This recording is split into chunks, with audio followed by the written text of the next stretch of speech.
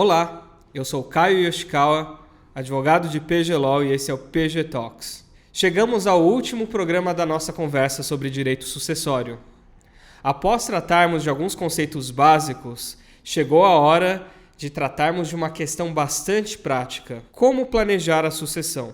Falar de morte não é um assunto fácil, mas um bom planejamento sucessório evita ou pelo menos mitiga muitos problemas, desgastes emocionais profundos entre familiares, longas e custosas batalhas judiciais e uma quantidade significativa de dívidas. Vamos tratar hoje de algumas ferramentas jurídicas necessárias para um bom planejamento sucessório.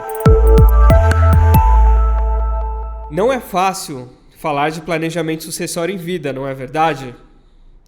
Embora tratar de morte seja um tabu de modo geral, planejar o futuro de modo a mitigar problemas é essencial para reduzir os conflitos familiares e, no caso de grupos empresariais, impedir uma ruptura ou descontinuidade operacional ou institucional que pode afetar não somente a família da pessoa que faleceu, mas também de muitas famílias que dependem das atividades empresariais, como as famílias dos empregados, dos fornecedores e dos clientes.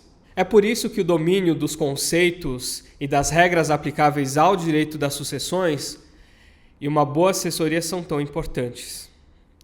Isso permite que um planejamento sucessório seja eficaz, reduzindo a probabilidade de discussões judiciais que podem se arrastar por anos ou até mesmo por décadas. Ao discutirmos nessa série alguns dos conceitos básicos de direito sucessório, passaremos hoje ao último capítulo do nosso podcast sobre esse tema, onde mostraremos de forma bastante simples alguns exemplos de como determinadas ferramentas jurídicas podem ser utilizadas de forma eficaz no âmbito de um planejamento sucessório como instrumento de distribuição de ativos ou como inibidores de disputas. Vamos tratar de 4 desses elementos no podcast de hoje. Primeiro, testamento. Segundo, dispensa de colações. Terceiro, bens no exterior. E quarto, empresas e trusts. O testamento é a principal forma de planejamento patrimonial. E se vocês ouviram o episódio 82, vão lembrar que é ele que contém as disposições de última vontade no que se refere à distribuição de bens e direitos do testador e permite que 50% do patrimônio do testador sejam de livre disposição por meio de herança ou por meio de legados. A outra metade, também chamada de legítima, deve ser obrigatoriamente distribuída àqueles herdeiros que a lei considera como necessários. É essencial que o testador seja bem assessorado ao preparar seu testamento.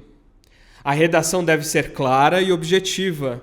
Não deve haver contradições e o documento não pode conter cláusulas nulas. Além disso, a definição dos ativos a serem distribuídos deve se atentar às limitações previstas na lei brasileira. O testador também deve nomear pessoas de sua confiança como testamenteiros, que é o nome dado àquelas pessoas que têm a responsabilidade legal de promover a execução das disposições do testamento. Cabe aos testamenteiros também defender a validade do testamento perante juízo ou fora dele. Outra ferramenta importante são as dispensas de colações, discutidas no PG Talks anterior com a Carolina Cury. É possível que o testador preveja a dispensa de colação ou no instrumento de doação ou no testamento. Nesse caso específico, a dispensa da colação atinge apenas a parte disponível, ou seja, a metade de livre disposição de seu patrimônio. Nesse caso, o valor da parte disponível é apurado à época da doação. Essa limitação para a dispensa da colação visa evitar que as regras da legítima possam ser contornadas por meio da doação em vida de bens de valor significativo. Um exemplo simples é o caso de uma pessoa que tem uma casa no valor de R$1 milhão e um carro no valor de R$30 mil e que tem 2 filhos, mas, ainda em vida, doar a casa para o filho mais querido. Nesse caso, a dispensa da colação dessa doação pode ter o efeito de esvaziar a regra de proteção da legítima. Muitas famílias de alta renda têm ativos no exterior. Esses ativos incluem imóveis, investimentos em sociedades, contas bancárias, entre outros. Tal situação pode apresentar um desafio para a sucessão de brasileiros.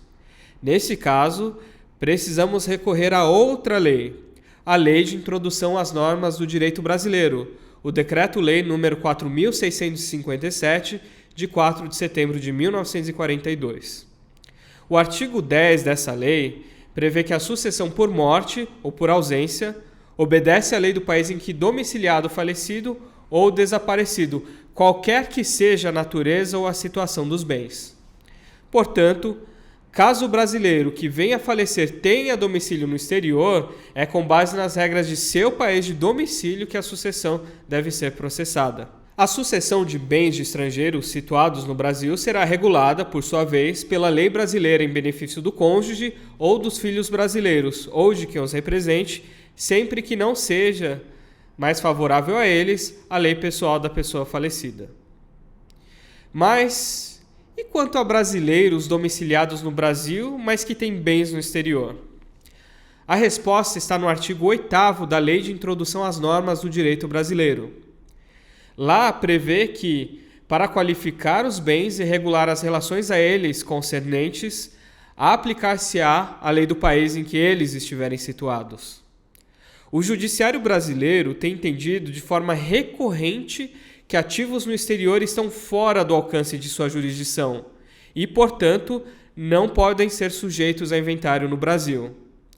Dessa forma, será necessária a elaboração de inventário em cada país ou em cada jurisdição no qual esses ativos estão localizados, para que possam ser partilhados devidamente aos herdeiros ou legatários. A última ferramenta de planejamento patrimonial discutida nesse programa é a utilização de empresas e trusts. Além do planejamento tributário que deve caminhar com o planejamento sucessório, a transferência de ativos para empresas e trusts no exterior também pode ser um mecanismo bastante robusto de preservação do patrimônio familiar. Os trusts são um instrumento jurídico próprio dos países de common law, como os Estados Unidos e a Inglaterra. Trata-se de um conjunto de ativos transferidos por um instituidor, também chamado de settlor, a confiança e a administração de um terceiro, chamado de trustee, em benefício de uma pessoa ou beneficiário que pode ou não ser o settlor. Essa estrutura permite que a propriedade seja transferida em caráter fiduciário ao trustee, de forma que os ativos pertencentes ao trust não mais pertencem ao patrimônio do instituidor. Por outro lado, a administração do trust deve obedecer às diretrizes específicas fixadas em seu documento constitutivo, em geral chamado de Trust Deed ou Escritura de Trust. Nesse sentido, eles não se submetem ao processo sucessório no Brasil e, por conseguinte, não estão sujeitos a inventário aqui. Como a figura jurídica do trust não existe no Brasil, os trusts sempre são constituídos no exterior.